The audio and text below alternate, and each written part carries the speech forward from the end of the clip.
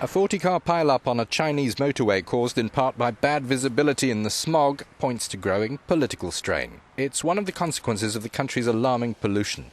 On top of this, at least 20 flights into or out of Beijing airport were cancelled this Thursday morning alone, or delayed, as China's bad air continued to break new records. The capital has seen no lasting relief in January.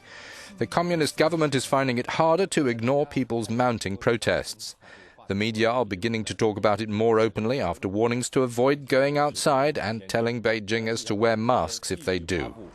This week, a small particles air index maintained by the US Embassy reached 517. The World Health Organization recommends a daily level of no more than 20. There's public outrage. This elderly resident says it's impossible to stay at home all the time. The air is so bad with the smog outside. If you open the window for long, the inside air gets even worse. We don't know how to solve this. People can't do anything. The authorities on Tuesday temporarily took 1/3 of government vehicles off the roads, but some 20 million people live in the capital. It has 5 million vehicles in circulation, a number which has been increasing each year by 250,000. Industry is the next main polluter. Largely in power stations, China burns as much coal in a year as the rest of the planet put together. Beijing also shut down more than 100 heavily polluting factories this week, but only for 2 days. Hospital admissions for breathing trouble have risen 20%. Doctors said half of those admitted to a children's hospital in the city were suffering from respiratory infections.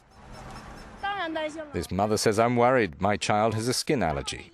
She used to have symptoms only very rarely, but the doctor said that with the recent air quality getting worse, there are more and more patients suffering from this condition. A World Bank study in 2007 put the number of premature deaths because of pollution at 750,000 per year. Other sources say it's now more than 2 million, and that the incidence of lung cancer has soared by 60% in the last decade.